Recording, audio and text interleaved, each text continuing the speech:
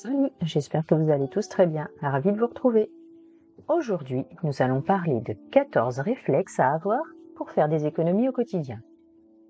Grâce à ces astuces anti-gaspi, il est possible de se créer euro par euro une petite cagnotte à la fin du mois.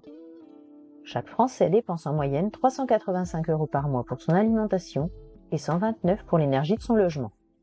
Des budgets incompressibles? Pas sûr. À la maison, on adopte des gestes qui font la différence sur la facture. Et lorsqu'on fait les courses, on traque les bons plans sans céder aux sirènes de la surconsommation. Dans ma maison, premièrement, je limite les bains. Prendre une douche plutôt qu'un bain permet d'économiser 140 litres d'eau ou 180 € par an et par personne. Vous pouvez aussi vous équiper d'un pommeau à débit réduit. Avec ce dernier, une famille de 4 personnes peut épargner chaque année 90 € en eau et 60 € en électricité ou gaz. Une astuce? Coupez le robinet dès que vous vous savonnez. Deuxième chose, je fabrique mes produits ménagers. En moins de 10 minutes, on fabrique sa lessive ou son spray à vitre. En suivant les recettes faciles, il existe plein de tutos vidéo. Économiques, les ingrédients de base se trouvent au supermarché, comme le vinaigre blanc, savon de Marseille, bicarbonate de soude. Le budget annuel consacré aux produits d'entretien passe alors de 315 € à 45 €. À savoir, souvent ajoutées aux recettes, les huiles essentielles sont optionnelles. Pour réduire la note, on s'en dispense. Troisième chose, j'entretiens la chaudière. Que vous soyez propriétaire ou locataire, faites réviser votre chaudière une fois par an par un professionnel, toutes les 2 ans pour une pompe à chaleur. Les réglages sont alors optimisés et le conduit ramoné. La facture d'énergie s'en trouvera allégée de 8 à 12%. Une fois par an, dépoussiérez vos radiateurs et purgez-les afin qu'ils consomment moins. Quatrièmement, je baisse le chauffage. Dans le séjour, 19 à 20 degrés suffisent. Dans les chambres, ainsi que la nuit, maintenez la température à 16 ou 17. Réglez la salle de bain entre 18 et 22 degrés. Équipez chaudière et radiateur d'un thermostat programmable. À la clé, 15%, soit 270 € d'économie par an. Baisser la température de 1 degré permet de diminuer les dépenses de 7%. Cinquièmement, je coupe les veilles. Box internet, télé, imprimante, machine à café. Même lorsqu'ils ne sont pas utilisés, ces appareils consomment de l'énergie et alourdissent la facture annuelle de 30 à 50 €. Pensez à les éteindre ou à les débrancher le soir. Mieux, regroupez-les sur une multiprise dotée d'un interrupteur. La consommation des chargeurs de téléphone, ordinateur et brosses à dents électriques est infime. Bon à savoir. Sixièmement, le lave-linge. J'ose la basse température. En réduisant la température de 60 à 40 degrés, on utilise 2 fois moins d'énergie et en passant à 30, on baisse encore la note de 35%. Résultat, on empoche plus de 30 € par an. Laver à 30 degrés suffit à assurer une bonne hygiène, même pour le linge de maison. Seule condition, optez pour une lessive performante à basse température. Le conseil, réservez le programme de lavage à 60 au linge vraiment sale. En ce qui concerne l'énergie, pas de petites économies.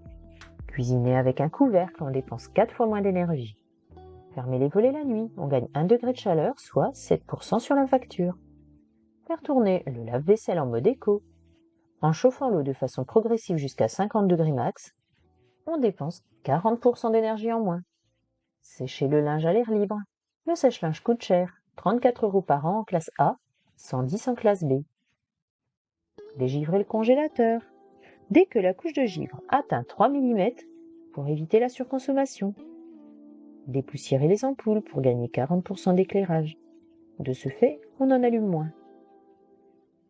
L'entretien régulier de l'électroménager, machine à laver, filtre, lave-vaisselle, le choix d'une lessive économique, l'espacement des cycles de lavage de certains vêtements et le fait de débrancher ses chargeurs et son micro-ondes, quand ils ne sont pas utilisés, sont d'autres bons réflexes pour faire baisser la facture. En faisant mes courses, je me fais rembourser par exemple. Il existe des applications comme Shopmium iGraal Market et également des applis de cashback. On peut gagner 47 € par semaine selon iGraal. Le remboursement ne concerne qu'une sélection de produits et dépasse rarement 50% du prix d'achat. Pour en profiter, repérez sur l'appli les offres qui vous intéressent et payez à la caisse normalement. Envoyez ensuite la photo des produits, preuve d'achat, pour être crédité sous 48 heures. Et aussi, à savoir, les banques LCL, Société Générale et Crédit Agricole ont mis en place une offre de cashback en cas de paiement par carte dans une enseigne partenaire. 8e chose, je mise sur les éco-recharges. Poches et berlingots en plastique souple réduisent le volume de nos déchets. Liquide vaisselle, lessive, gel douche ou chocolat en poudre, une fois à la maison, il suffit de les transvaser dans un bidon ou un flacon de récup écologique. Ce type de packaging est aussi économique car il est moins cher à produire et à transporter. L'astuce, comparer les prix au litre et au kilo. Il y a parfois des surprises. 9e, je prépare une liste. 9e, je prépare une liste. Pour ne pas céder aux achats inutiles, établissez les menus de la semaine, puis dressez les aliments, puis dressez la liste des ingrédients. Pour une organisation au top, aidez-vous d'une appli comme Bring ou Listonic, qui classe les produits par catégorie, enregistre les listes et les partage avec les autres membres du foyer. Le bon réflexe est de jeter un coup d'œil au réfrigérateur avant de partir pour éviter les doublons. Vous pouvez également regarder dans votre congélateur ce que vous avez. 10e chose, je profite des bons de réduction. À imprimer depuis le site, un site comme couponnetwork.fr, ils offrent jusqu'à 3 € de remise immédiate et à valoir sur votre prochain achat. Si on s'organise bien, on peut gagner une dizaine d'euros par mois. Le conseil, attention aux réductions, à valoir sur l'achat d'au moins 2 produits identiques, à limiter aux essentiels. 11e, je congèle les restes. Chaque Français jette l'équivalent d'un repas par semaine, un gaspillage qui coûte entre 100 et 160 € par personne et par an. La parade, cuisinez les restes, vive les quiches et les gratins. Transformez les fruits et légumes abîmés en soupe, coulis ou compote, congelez les plats cuisinés ou dont la date limite de consommation approche. Divisez les plats en portions et placez-les dans des sacs de congélation. 12e, je traque les invendus. Date limite de consommation proche, emballage cabossé, fruits ou légumes mal calibrés. Parfaitement comestibles, les aliments déclassés sont vendus 30 à 50% moins cher. On les trouve au rayon anti-gaspi, des magasins Auchan ou dans l'un des 18 supermarchés Nous Anti-Gaspi. Chez Carrefour, la cagette de 2 kg de fruits et légumes estampillés panier zéro gaspi est vendue à 3 €. Le bon plan, c'est de récupérer chez les commerçants des paniers à petit prix, en général moins 50%, composés d'invendus via les applis comme Too Good To Go ou Phoenix.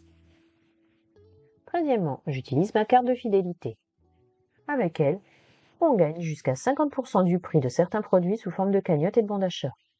Même si la ristourne moyenne est plutôt de 10%, on parvient à économiser plusieurs dizaines d'euros par an. À savoir, les cartes payantes offrent des remises immédiates, mais ne sont intéressantes que si l'on dépense beaucoup. 14e astuce, je résiste aux promos. Gare à l'achat impulsif, source de gaspillage. Avant de craquer, interrogez-vous sur l'utilité d'une dépense. Et regardez le prix au kilo ou au litre. Les promos concernent des produits de marque, donc plus chers. À faire.